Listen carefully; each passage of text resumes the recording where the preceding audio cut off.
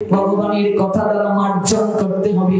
আর এই কথা যারা জগতের বুকে দান করে ওরা শ্রেষ্ঠ দাতা। এই আয়োজনকারী ভক্ত দাতা শিরোমণি। নচ তস্মাৎ মনুষ্যেষু কশ্চিৎ মে প্রিয় কৃত্যমহ ভবিতা নচ মে তস্মাৎ অন্য প্রিয়তর ভুবি। ভগবান বলেন অর্জুন, তার থেকে প্রিয় জগতে আমার কেউ নাই। যারা আমার কথা জগতে দান করে বেড়ায়, তার থেকে প্রিয় জগতে আমার আর কেউ হবে না যারা আমার কথাকে জগতের বুকে প্রচার করে বেড়ায়। কাজে এই আয়োজনকারী ভক্তবৃন্দ তারা সর্বশ্রেষ্ঠ দাতা। তারা শুধু দাতাই নয়, তারা দাতা শিরোমণি। আমরা যারা আজকে ভাগবতে এসেছি, যারা আসে নাই, তাদের কাছেও আমরা বার্তাটা পৌঁছে দেব। ওমা, আপনার বাবার বাড়ি থেকে 10 কেজি মিষ্টি এসেছে।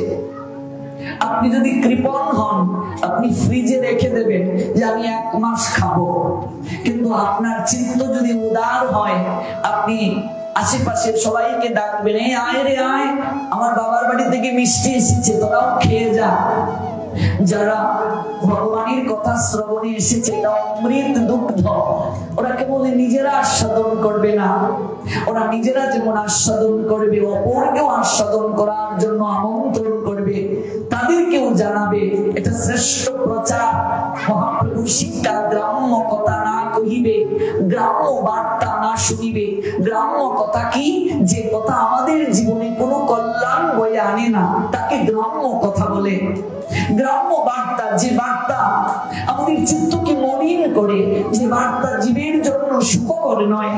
কৃষ্ণ কথা বিহীন যত বার্তা জগতে প্রচার, গ্রাম্য বার্তা, এগুলোর দ্বারা জীবের কোনো কল্যাণ হয় না।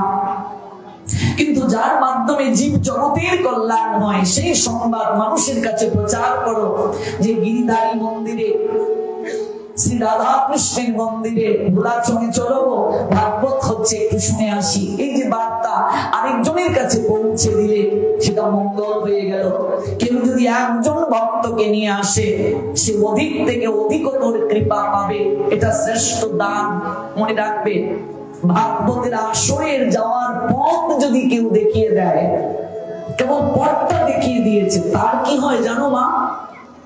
একটা লীলা স্মরণ করছি আমরা আজকে। কেবল আমরা শ্রবণ করছি, হরি কথা যারা প্রচার করে জগতে, আয়োজনকারী ভক্তদের কি কৃপা হয়, কি লাভ হয়, তাদের জন্য শাস্ত্র কি বলেছেন। এই যে এত চমৎকার ভাবে অনুষ্ঠান আয়োজন করা হচ্ছে, 72 বছরে পদার্পণ করেছি অনুষ্ঠান। এই অনুষ্ঠানের পশ্চাতে যারা আর্থিক শ্রম দিচ্ছে, কায়িক শ্রম দিচ্ছে, মানসিক শ্রম দিচ্ছে, তাদের জন্য ভগবান কি বলছেন? তার থেকে প্রিয় আমার কেউ নাই, ভবিষ্যতে তার থেকে প্রিয় আমার কেউ হবে না। যারা কমিটিতে আছেন, ওনারা সেবক। ভগবান সবার দ্বারা সকল কার্য করান না। ভগবান এমন কিছু লোককে নির্ধারণ করেন, তাদেরকে মাধ্যম করে তিনি জগতের কল্যাণ করতে চান। কমিটি যারা, ওরা সেবক, ওরা বহুজন্মের সৌভাগ্য প্রাপ্ত, তাই ওরা দায়িত্ব পেয়েছে ভগবানের গুণ মহিমা জগতে প্রচার করা। ভগবান বলছেন, নচতস্মাৎ মনুষ্যেষু, শুনো, মানুষের মাঝে তারা আমার প্রিয়। কশ্চিৎ মে প্রিয়তম, এতটাই তারা আমার প্রিয়। ভবিতা নচ মে তস্মাৎ অন্য প্রিয়তর ভুবি, ভবিষ্যতে ওদের মতো প্রিয় আমার আর কেউ হবে না। ওরা অবশ্যই আমার চরণ প্রাপ্ত হবে। ভাগবতের কথা যেখানে কীর্তন হচ্ছে, আপনি প্রচার করলেন কিংবা পথটা দেখিয়ে দিলেন, তাহলেও আপনার মঙ্গল হবে। এক জনৈক কৃষ্ণ ভক্ত, উনি জানতে পারলেন কোন এক গ্রামে সায়ন্নকালীন সময়ে কৃষ্ণ কথা আস্বাদন হবে, ভাগবতের আয়োজন হবে। তাই তিনি ছুটলেন। কতকাল ধরে সাধু সঙ্গ করা হয় না, ভগবানের কথা শ্রবণ হয় না, হৃদয়টা বড় ছটফট করছে গো। সাধুর দর্শনে যায় মনের ময়লা, পরশে হয় প্রেম তরঙ্গ। মনে রাখবে, যে গৃহে সাধুগণ রাত যাপন করেন, যে গৃহে সাধু রাত যাপন করে, সেই গৃহ পবিত্র হয়ে যায়। বহু জন্মের ভাগ্য থাকলে বৈষ্ণব আসিয়া মিলে। বহু জন্মের সৌভাগ্য না থাকলে আমার গৃহে সাধুর আগমন হবে না, বৈষ্ণবের আগমন হবে না।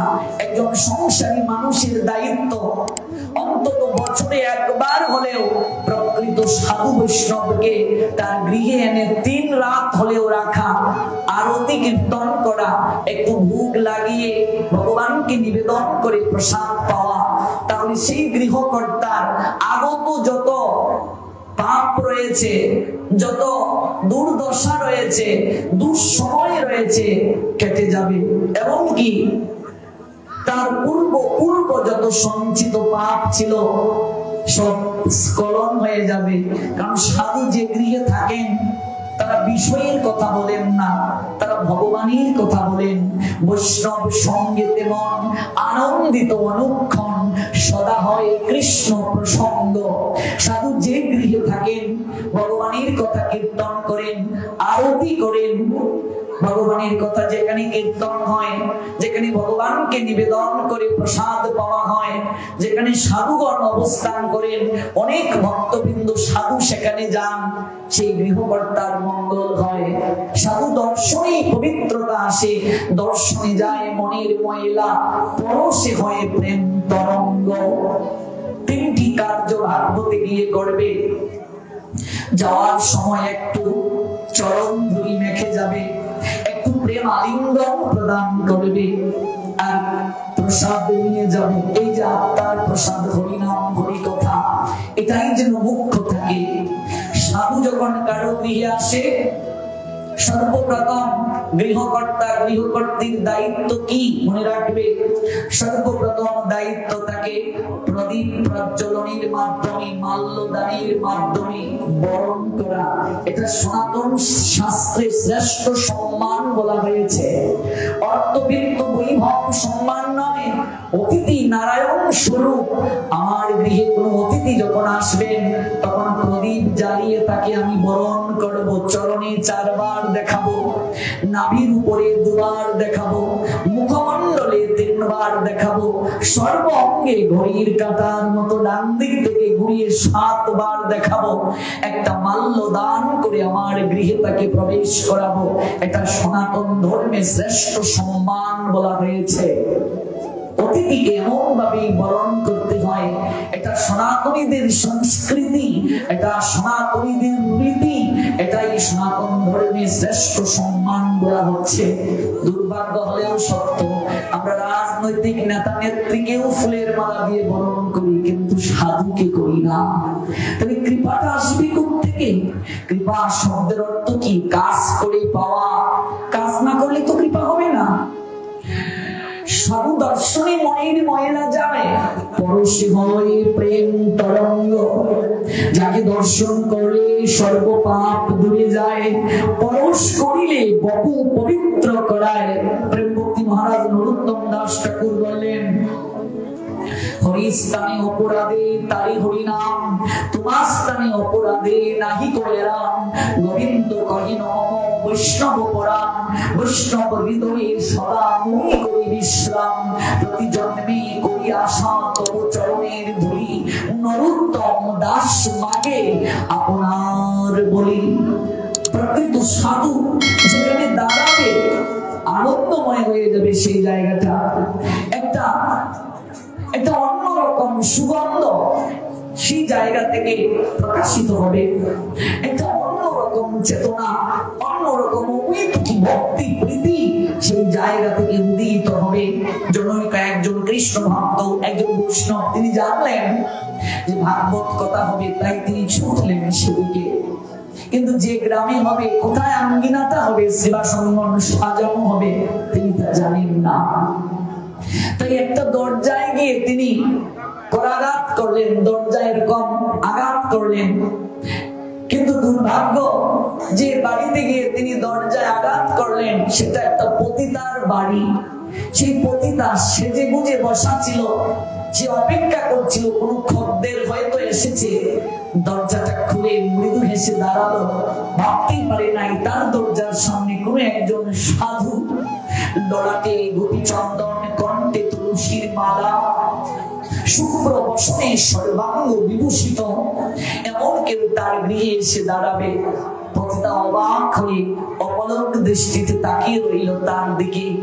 জীবনে কোনোদিন তার সাধু দর্শন হয়নি, কারণ সে অন্ধকার জগতের বাসিন্দা। সে একটা গণিকা, বেশ্যাবৃত্তি করেছে। কোনোদিন ভাবে নাই তার দরজার সামনে তো সাধু আসার কথা নয়, বৈষ্ণব আসার কথা নয়। সেই বৈষ্ণব ঠাকুর অত্যন্ত স্মিত হেসে শান্ত সুললিত কণ্ঠে বলছেন, মা, শুনেছি এই গ্রামে নাকি ভাগবতের আসর বসবে, কোথায় হবে গো, একটু বলবে? আমি বহু দূর থেকে এসেছি একটু সাধু সঙ্গ করার জন্য, একটু হরি কথা শ্রবণের জন্য, একটু সাধুর চরণ ধুলি ভঙ্গি মাখার জন্য, একটু প্রেমালিঙ্গন করে এই চাতক পাখির নিয়ে তৃষ্ণার্ত হৃদয়ে তাকে একটু শীতল করার জন্য। বলো না মা, কোথায় হবে সে ভাগবতের আসর? পতিতা অবাক হয়ে তাকিয়ে রইল আর মনে মনে বলছে, আমি ভেবেছি হয়তো কোনো খদ্দের এসেছে, এক সাধু এক বৈষ্ণব এসে আমার দরজার সামনে দাঁড়ালো।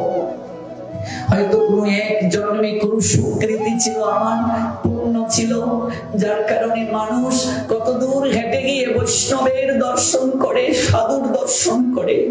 আর আমার হয়তো কোনো জন্মে কিছু সুকৃতি ছিল, স্বয়ং বৈষ্ণব এসে দাঁড়িয়েছে আমার গৃহের সামনে। কত সৌভাগ্য আমার! আমি তো বেশ্যা, সারা জীবন অসৎ কার্য করেছি, যে দেহ প্রাপ্ত হয়েছি গোবিন্দ সেবায় অর্পণ করার জন্য। এই দেহটা আমি অন্যের লালসার ভোগ্য বস্তু করেছি, অপবিত্র করেছি। এই দেহ, এই দুটো চোখ আমার নির্মল নয়, শুদ্ধ নয়, এই শরীর আমার শুদ্ধ নয়। এরপরও শুনেছি সাধু দর্শনে নাকি কৃপা হয়। তাহলে আমি তো আর কোনোদিন এই অন্ধকার জগৎ ছেড়ে সাধু সঙ্গে সৎ সঙ্গে যাইনি, যেহেতু সুযোগ পেয়েছি একটু প্রাণ